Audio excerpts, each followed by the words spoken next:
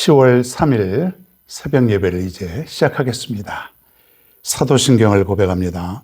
전능하사 천지를 만드신 하나님 아버지를 내가 믿사오며 그 외아들 우리 주 예수 그리스도를 믿사오니 이는 성령으로 잉태하사 동정녀 마리에게 나시고 본디오 빌라도에게 고난을 받으사 십자가에 못 박혀 죽으시고 장사한 지 사흘 만에 죽은 자 가운데서 다시 살아나시며 하늘에 오르사 전능하신 하나님 우편에 앉아 계시다가 저리로서 산 자와 죽은 자를 심판하러 오시리라.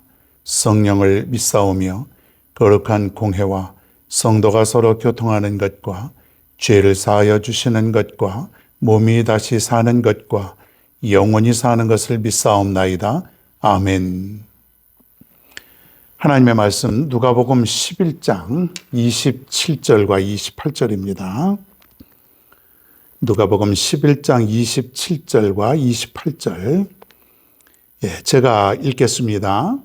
이 말씀을 하실 때에 무리 중에서 한 여자가 음성을 높여 이르되 당신을 뵌 태와 당신을 먹인 젖이 복이 있나이다 하니 예수께서 이르시되 오히려 하나님의 말씀을 듣고 지키는 자가 복이 있느니라 하시니라. 아멘. 복이 있는 사람, 이런 제목으로 오늘 말씀을 전합니다. 복이 있는 사람. 정말 많이 들어봤죠. 어떤 사람이 복이 있는가?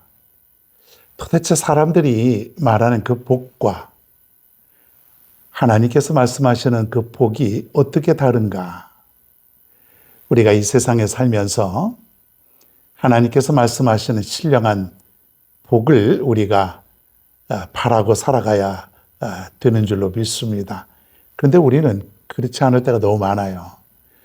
다음에 몇 가지를 제가 한번 말씀을 드릴 터인데 과연 나는 이러한 말씀들을 진정한 복으로 여기고 살아가는가?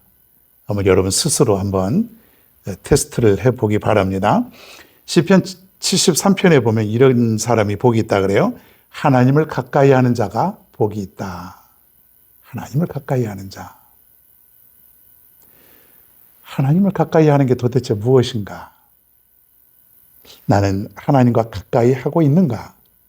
정말 하나님 옆에 친밀함을 느끼면서 내가 그렇게 살아가고 있는가? 자, 시편 1편에 보면 율법을 주야로 묵상하는 자가 복이 있다 그랬어요. 하나님의 말씀을 날마다 가까이 하고 그 묵상하며 살아가는 자, 이런 사람이 복이 있다. 이제 두 가지 했는데 참 나는 그게 정말 복인 것 같아 이렇게 느껴지나요? 계속 봅니다. 시편 32편에 보면 죄 사함을 받은 자가 복이 있다. 죄 사함을 받은 자가 복이 있다. 우리가 죄인의 모습에서 그 죄를 사함을 받았을 때에 나는 복 받았다. 이것도 굉장한 복임에는 틀림이 없죠. 이사야 30장에 보면은 여호와를 기다리는 자가 복이 있다. 여호와를 기다리는 자.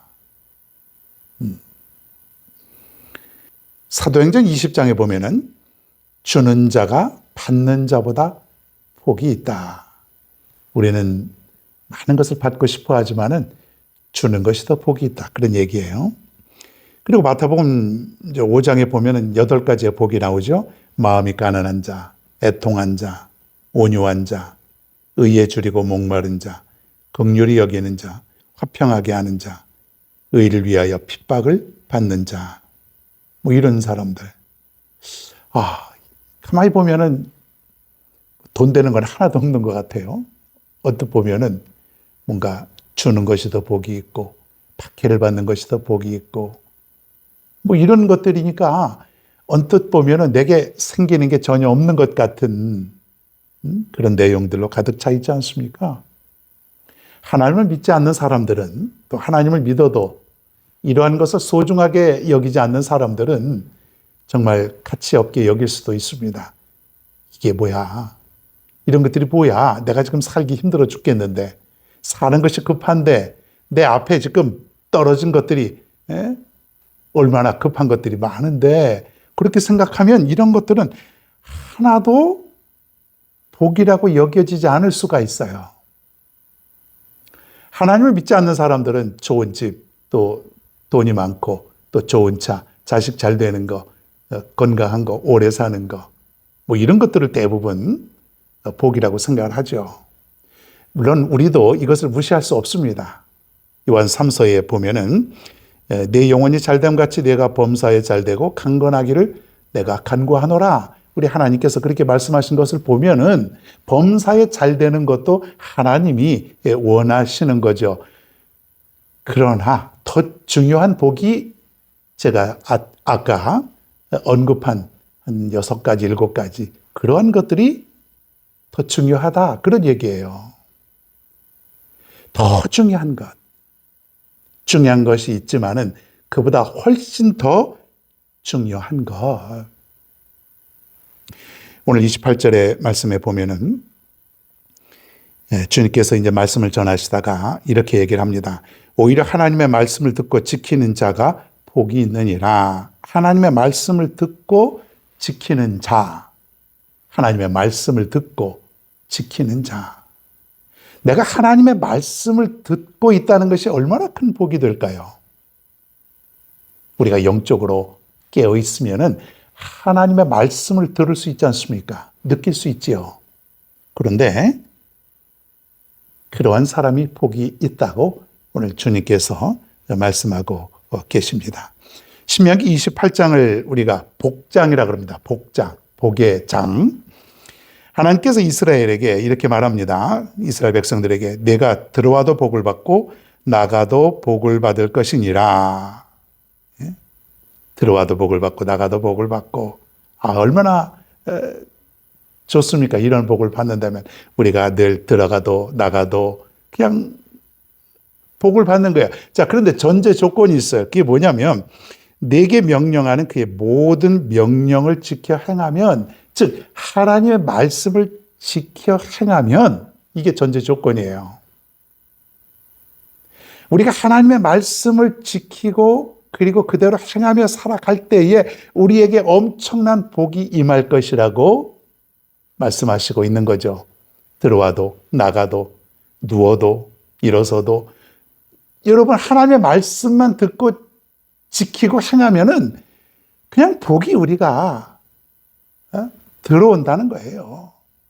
우리가 원하지 않아도 하나님 내게 이런 거 주세요. 내가 이거 필요합니다. 좀 이런 거 내려주시면 안 될까요? 그렇게 얘기 안 해도 하나님의 말씀만 듣고 지키고 행하면 그냥 복이 그냥 들어온다는 얘기예요.